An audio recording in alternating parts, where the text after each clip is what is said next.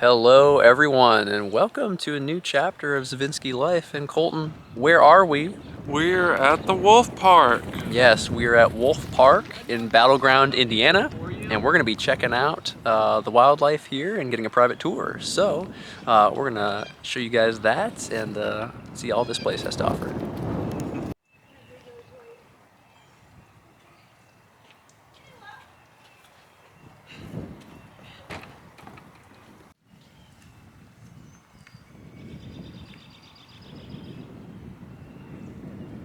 Standing on stumps like that and balancing, you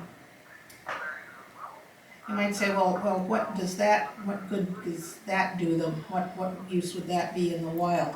We also have teeter-totters for them. You can see them a little bit way over to the right. There are boards lying on fulcrums. Yeah. They don't usually have access to playground equipment in the wild, but they do have every need for having excellent balance and learning to handle unstable surfaces, or learning to balance on small surfaces. If only humans had that kind of balance.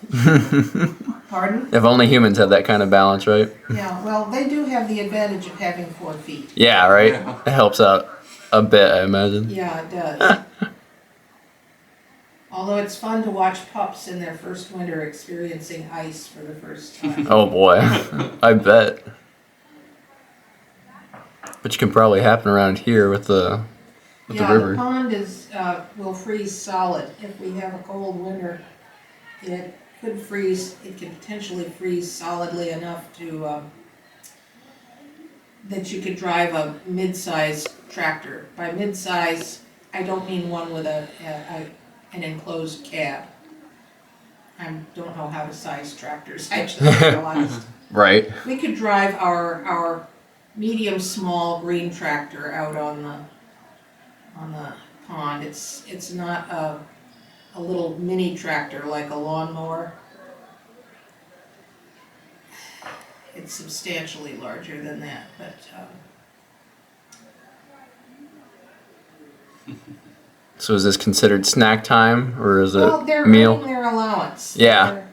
They're building duration, and Monty, who's throwing them treats right now, is also working on eye-mouth coordination. They're pretty good at it. I was gonna say they're He's very our good at catching it. Yeah. And he's got a little photography shoot this afternoon. I think it's going to be through the fence.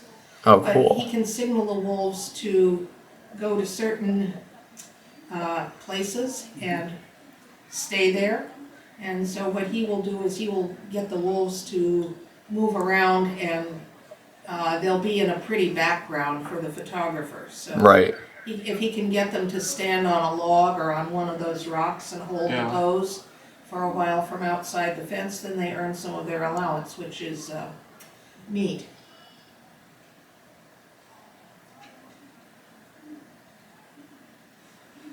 So these are 3 of the 6 wolves. What are the other 3 up to this time? Pardon? What are the other 3 wolves up to? Are they like scattered around the park? They're over in that section. We'll be going over there Oh, cool. a little bit later. That's excellent. I figure once the humans stop interacting with the wolves, we can move on. No, it's wonderful to watch. All of our wolves get turns in here. Sparrow has been getting play dates with her litter brother Aspen, who was sitting down scratching his ear. Okay. She doesn't get along as well with Monty. And she also gets play dates with her foster brother Nico. Do they ever go for a swim? Yeah, they do. Young puppies, wolves in their first year will go into the water more often, as if it's just for fun. Mm-hmm. Yeah. And 6 weeks old puppies can swim quite well. And as they get older, they will go in. They'll go in to splash water on themselves in hot weather. Since they don't sweat, one way that they can mimic the relief we get from perspiration is to wet themselves down and then ideally stand or lie down in a breeze. But they'll also dig resting scrapes down to where the earth is a little cooler. They'll lie in the shade. They'll have very few moving parts. They may shift more of their activity time to after sunset and before sunrise. They're usually, if they have their preferences, they like to be active for a while before and after sunrise and before and after sunset. So they're not truly nocturnal, they're more what biologists call crepuscular. Coming up, female bison, the horns curve around and the tips sort of point towards each other. It's like the letter C, whereas bulls are like capital L. Their horns come out from the sides of their heads.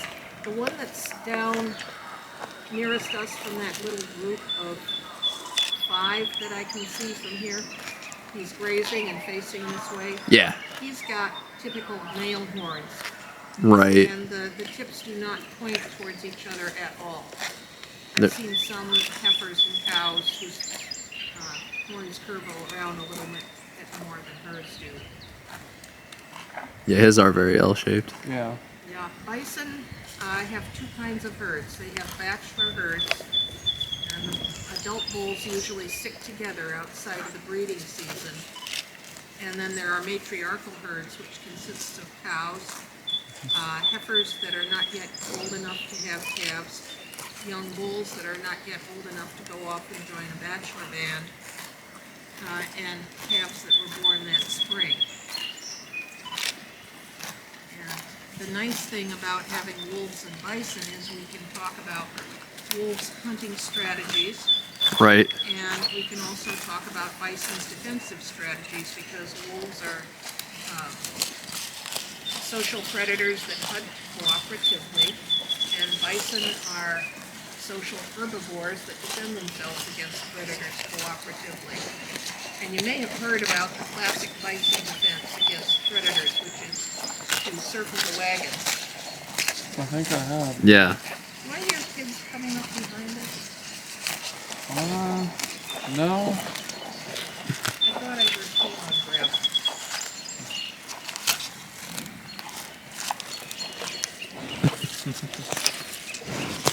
Hello there. Hello there. Hey, bud. Please don't touch them. Yeah, I will not. We do training Feeding with time. them too. Training for the wolves and the bison and the foxes and coyotes when we have them again will help us with health care, including health checks.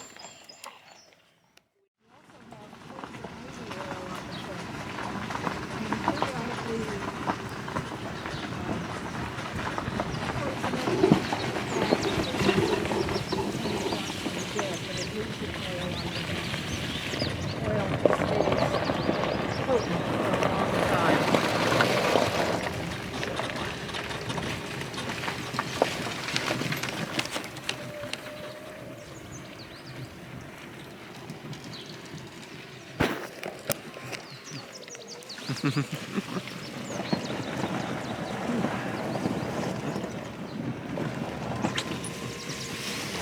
have 11 bison total, and we're taking several years of a break from breeding them. Okay. Partly so we can get our castrated better trained. Yeah. Right now, we're literally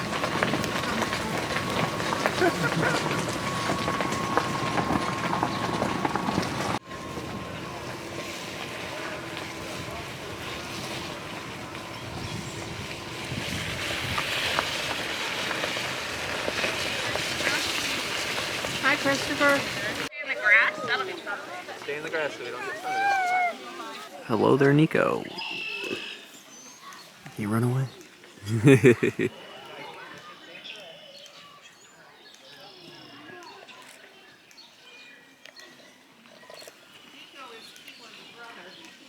Okay.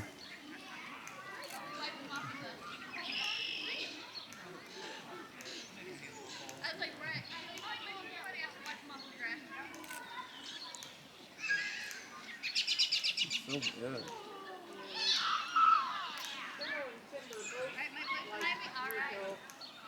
with the dog to a distance and watch them. Okay. So one of her puppy nicknames was Sparrow the Observer. Train that. That's awesome. When we started training him, we found out she really likes training. She likes training. And it's not the concept of being a teacher collecting. She figured out how to game the system.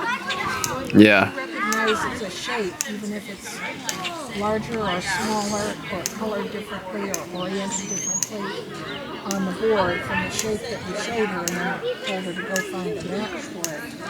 She gets a treat. And she's figured out she can get treats faster if she does what one of the research, one of the volunteers who's helped to collect data called scrolling. She'll go through this board just looping everything with her nose until she hits the right one. Oh.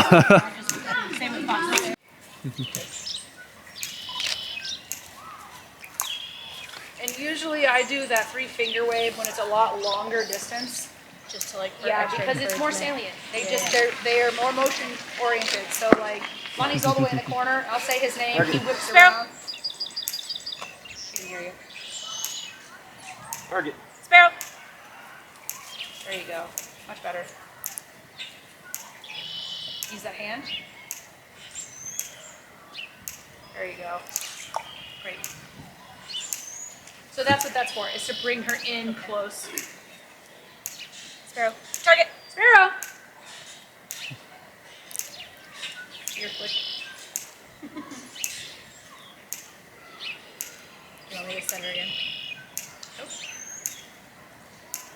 Or just wait. She's listening to kids. That was a lot. That was a big ask that we just asked her to do. I'm gonna get an ear flick and arm collar again.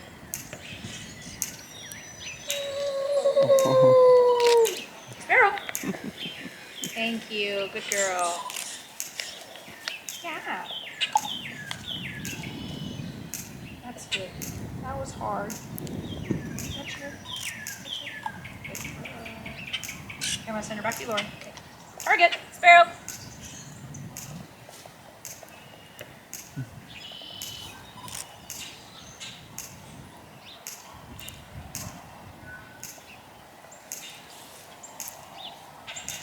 When she looks at you, call her again.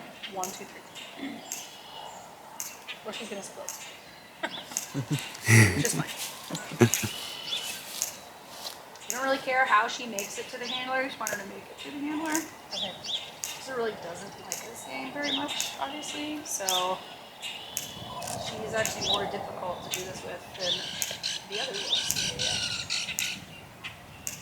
If she looks at you, I want you to call her. 1, 2, 3. Sparrow.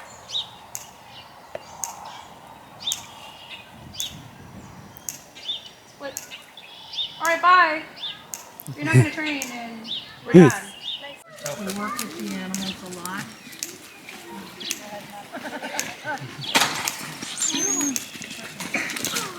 Little white one. About giving the animals real choices. Yeah. Right. Because sometimes we will, and we do this to our own species too. You may be offered 3 choices, but 2 of them you really don't want. Right.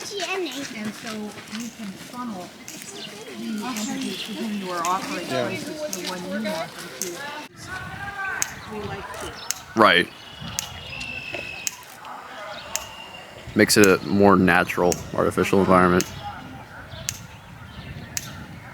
Hey, bud.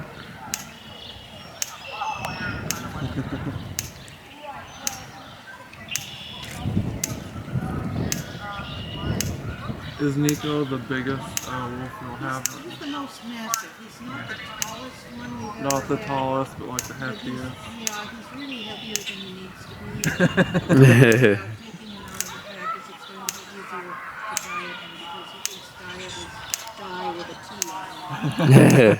He loves food. You like to eat? One of our staff members on Henry would like to witness him. So he's also a very good jumper, especially if he's jumping for food. He looks really strong. If we can't get his weight now, I'm going to be really worried about his joints. Right. he's nearing the end of youth for a wolf in human care, and in the wild he'd already be considered verging on elderly. Yeah. That's because being a wolf in the wild, even without humans trying to kill them, it's still a strenuous, high-risk occupation. Yeah. Right. And the bodies typically wear out faster than they do here. Are you old and hungry?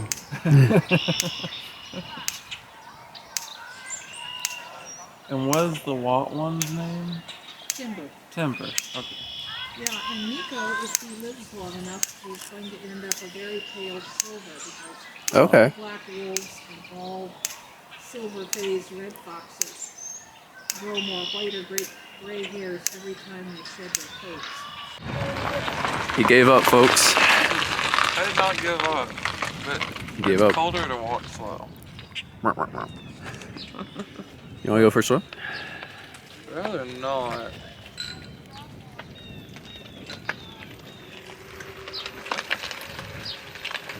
This is like a parade. And there's one float. I mean, there is one float.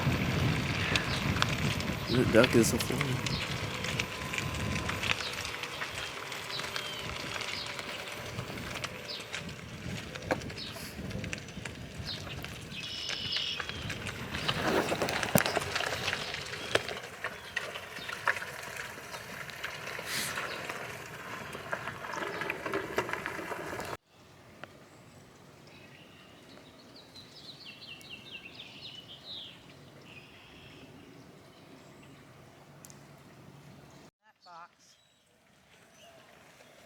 And Scarlet may be on one of the other shelves.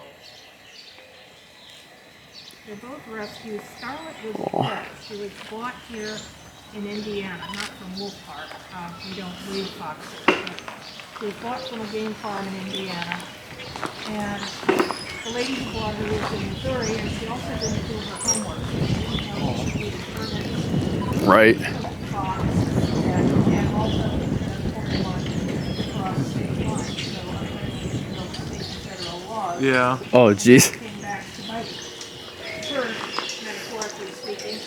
Right. One day, instead of putting Scarlet's leash on, someone spotted him going under a deck in one of the cabins in the state park and thought he was sick. I'm not entirely sure why, but they reported it to the DNR to send a couple of guys out there to see if they could catch the sick fox and maybe get it treated by a vet and release it.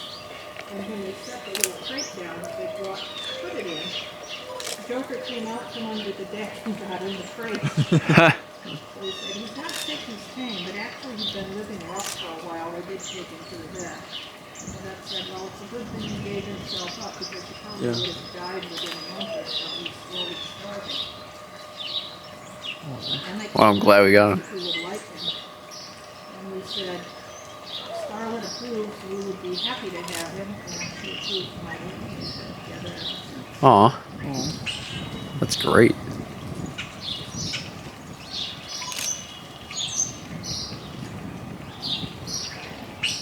So what kind of fox is Joker? Since he's so dark? Also a red fox. Oh, okay. Scientists periodically have fights, and right now there's been a controversy going on about whether the animal that we call the red fox, whether the scientific name should be Vulpes vulpes or Vulpes fulva. It's been Vulpes vulpes for years. Right. Now the faction that favors Vulpes fulva has won this current round of disagreement. So Yeah, because, like, he's not very red. This is Vulpes fulva, but all red foxes, regardless of their color, have white tails.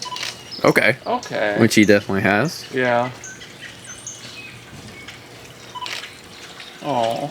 So cute.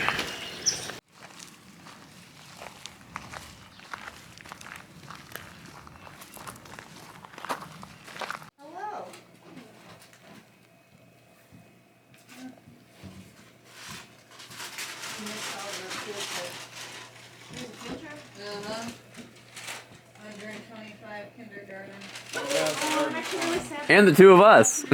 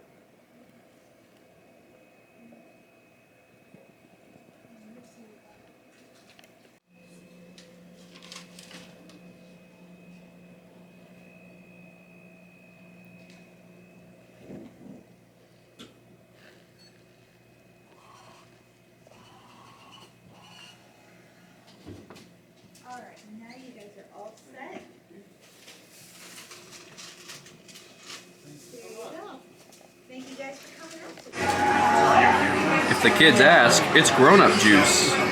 More specifically, it's a strawberry sweet tart, and it is grown-up juice for It is grown-up for this juice. grown-up. Yeah, so we are at Cheddar's Scratch Kitchen, and yeah, I've never been to a place like this before, and it's pretty good food. Yeah, so I got the buffalo chicken wraps and fries, and you got the Monte Cristo. Yep. Which I've never had before, so I might try a little bit of that action as well. It's a ham and cheese sandwich, essentially, with turkey, Yeah. like fried with sugar and raspberry preserves. So why don't you preserve yourself now? Also, this place's interior is kind of crazy. There's a windmill in the ceiling here, and a fish tank. And now it's time to show you our haul from the gift shop. Let's do it. We got our t-shirts here. Red for me and green for Colton. And then something that they offer is $5 for 15 photos. A mystery pack where you don't know what you're gonna get. So here are some of the photos of the foxes and the bison specifically. And a wolf who managed to get some dinner as well. So all the photos are from the animals at Wolf Park. It's pretty great. And then over here we got more of that action.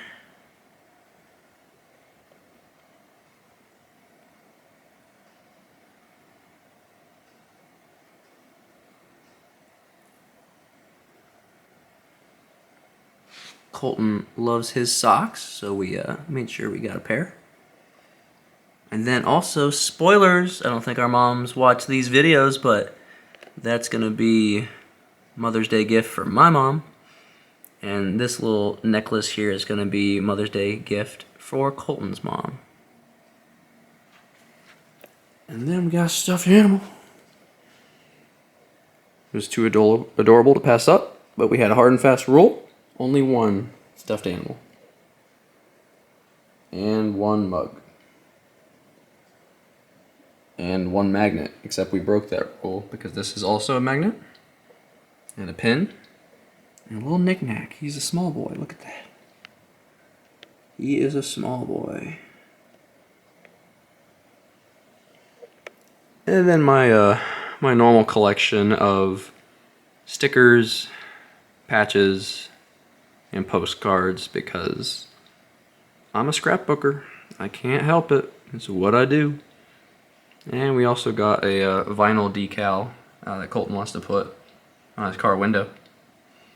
And it also came with a brochure and a newsletter. And then here is their postcard, their invite for their 50th birthday celebration this Saturday, April 23rd.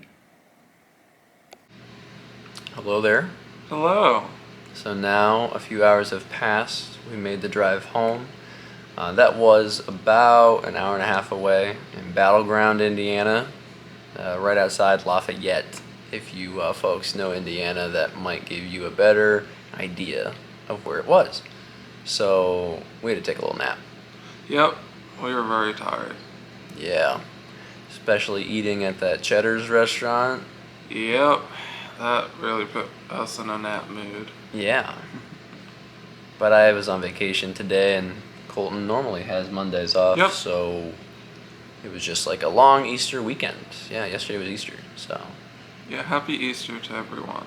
yeah, happy Easter. He is risen, and so have you.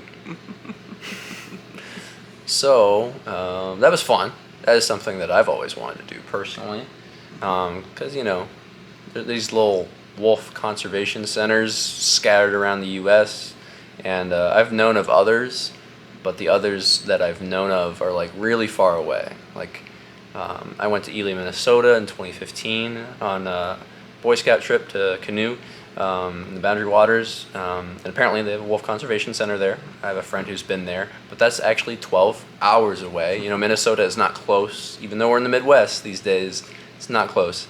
And then I actually just found out about this place, which was a lot closer, very reasonable day trip from a Boy Scout troop, just word of mouth. I was like, oh, I definitely need more wolves in my life. It's my favorite animal. I don't think people are surprised by that. I think my old Lee the Wolf is like my profile picture on YouTube. So, I mean, if you don't know that about me, it's like 101. So I just was very pleased today. Me too. It was Yeah. a very nice day. It was. So just to give you a little bit of information about our visit, because I know we just showed a lot of footage of the animals, which is absolutely what you should have clicked on this video for. We had a tour guide named Pat. Pat, she was the head animal curator emeritus, which I guess means that she's top shit at this wolf park. Fun fact, this coming Saturday, and I think I will get this video out before Saturday, is their 50th birthday as a facility, as an organization. So 50 years of Wolf Park, Battleground, Indiana. And they actually are going to be having a party to celebrate that. So it was really kind of cool that we got a tour around the same time and then learned from somebody who has worked there. She has worked there for the past 48 of those 50 years, which I didn't know. She didn't lead with that. She just literally just went in to fast facts about the animals. I say animals because it wasn't just wolves. They had 6 wolves on the property. I don't know if we saw all 6 of them. We saw 5 of them. There might have been another one who was sleeping or something today. I'm not sure. I think we saw all 6. Maybe we did. I think we did. They kind of look similar. We didn't see them all at once, that's for sure. They're scattered throughout. They were actually, in those first few clips, they were actually doing a kindergarten field trip. Yeah. So we got to be behind a field trip of school children. There's like 125 kids. Yeah. And so that was actually kind of cool because they were doing certain things like throwing food to them and they were catching it, that I think they were doing specifically for the kids. But then we also got a private tour from like a master, basically. Yeah. I mean, she was so knowledgeable. She just was spitting wolf facts at us basically for 90 minutes. Yeah, the entire time. Yeah, like I learned a lot. And you wouldn't get that unless you like signed up for a private tour. So if you're ever around there, I mean, I highly suggest that. You should probably plan your trip out like in advance because you think you can walk in and just ask for a tour, but they only do them like maybe a couple times a week. Yeah. So you should probably just like do it ahead of time. However, that being said, they had 6 wolves, and then they also have 3 foxes on the property. We only saw one of them, which was Joker, whom you saw in some of those ending clips. And then they also have 11 bisons. You got 6 wolves, 3 foxes, and 11 bison. And then they usually have coyotes, and they are refurbishing their coyote habitat. So like they'll be back in like future years, but just not now. So that is the rundown of like the animals that were there. Definitely the real perk of this is like it's not a zoo. There's fewer animal types, but you're gonna really like kind of see more of what it looks like when they're in their natural habitat. Obviously they're in captivity, but it's not like behind a glass ceiling. Right. Like there's you know, I think one of the most interesting things they said is that within the first 21 days of life for a wolf is when a human should get to know a wolf so that they can really treat you like family. And if it's after that, it's possible, like the movie stuff where like the explorer befriends a wolf and stuff, that's still possible. Yeah. I guess movies are pretty close on that from the sounds of it because they're very social creatures. But that's not ideal. That's not really what you want to do. So like all of these people or all of these wolves, like they had them there from a very young age when they were pups. So that was quite cool. Are there specific takeaways that you had that you thought were fascinating that the video did not hear? Yeah, so we saw some really cool little tidbits that we didn't expect. Like in the beginning when we were looking out through windows at the little event going on for the school children, one of the handlers sat down and then 2 of the wolves licked her face. So that was really adorable. It was. It was really adorable. I know. Eventually, somehow, some way, I don't even know if it's possible. I want to physically like interact with a wolf, but I don't know if that'll ever happen. But you know what? I'll write books with wolves in them, and then people will just have to let me in. I don't know. We'll figure it out someday. That'll happen. That'll be on this channel someday. Me getting face looked as well. But I was like, oh, I wish I was in that situation. Because they truly do like act like dogs, at least with the staff. Yeah. Now we were told by Pat like the wolves would be trotting along. You saw some of that as we were in that golf cart for a little bit. They'd be trotting along, like kind of stalking the school children.